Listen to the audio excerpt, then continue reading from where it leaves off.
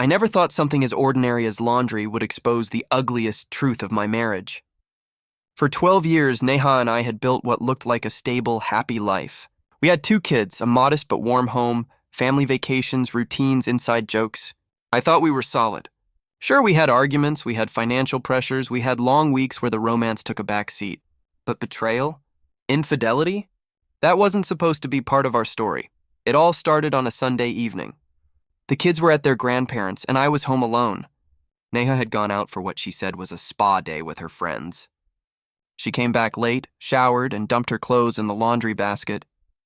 I figured I'd help out and throw a load in. It was nothing special. Just one of those domestic chores you do without thinking. But when I began sorting through her clothes, something stopped me cold. Tucked into the pocket of her jeans was a hotel keycard. At first I stared at it like it didn't belong in my reality. Maybe she picked it up by accident. Maybe it was from a work event. My rational brain tried to make sense of it, but my gut twisted into knots.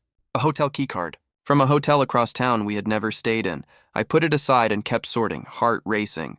That's when I found the next clue, a crumpled restaurant receipt shoved deep in the pocket of her jacket. 2 entrees, 2 glasses of wine, time-stamped for 11:45 p.m. on a night she had told me she was working late. The signature on the bill wasn't hers. It was the kind of sloppy, scrawl men leave when they're not careful.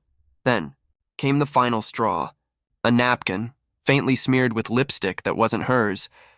I just sat there on the laundry room floor, surrounded by socks and receipts and questions that felt like acid burning through my chest. My hands shook. My face flushed hot, then cold. I wanted to believe there was an explanation. But explanations don't hide in pockets. Lies do. That night, I didn't confront her. Instead, I gathered everything, the key card, the receipt, the napkin, and I placed them neatly in an envelope. I knew myself well enough to realize that if I stormed in without proof, she'd spin it. She'd cry, twist the story, make me feel guilty for even asking. I wasn't going to give her that chance. For the next week, I became a detective in my own home. I started with her phone. She always kept it locked, but I noticed how often she smiled at it when she thought I wasn't looking. So I dug deeper. I checked our shared cloud backup. Something she probably forgot was still linked to her old tablet. There they were. Screenshots of messages, little love notes, late-night can't-wait-to-see-you texts. Saved under the name RR, the name meant nothing to me at first. But the more I pieced things together, the more it made sense.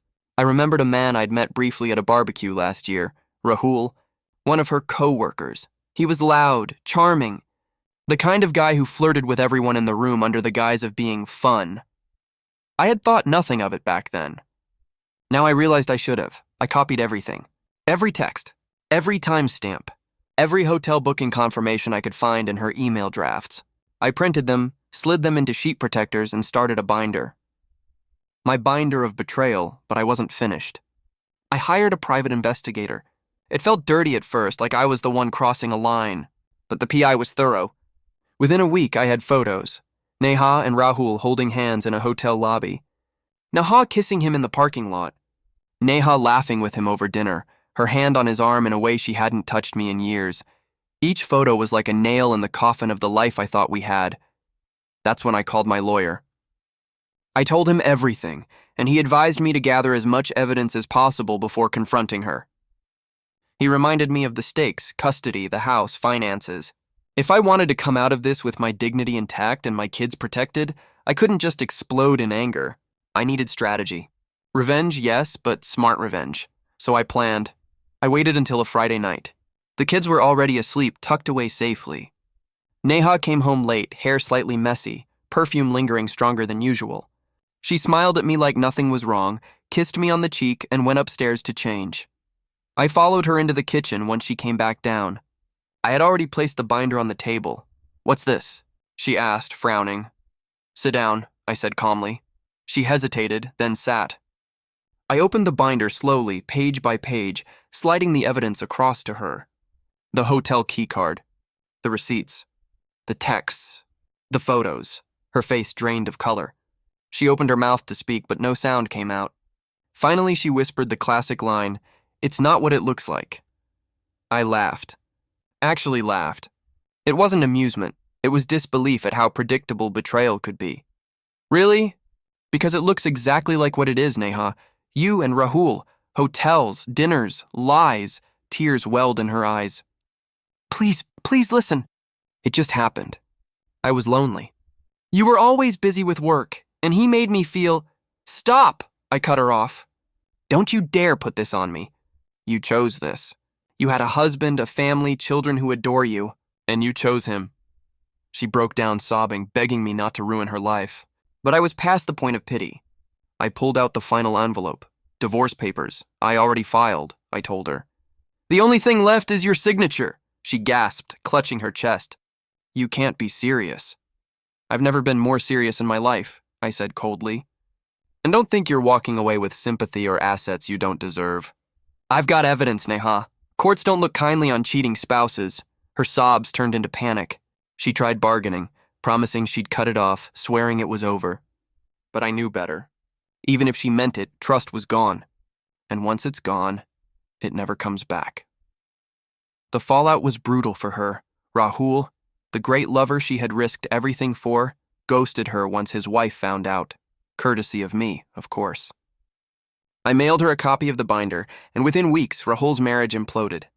He tried crawling back to Neha, but by then he was toxic baggage she couldn't cling to.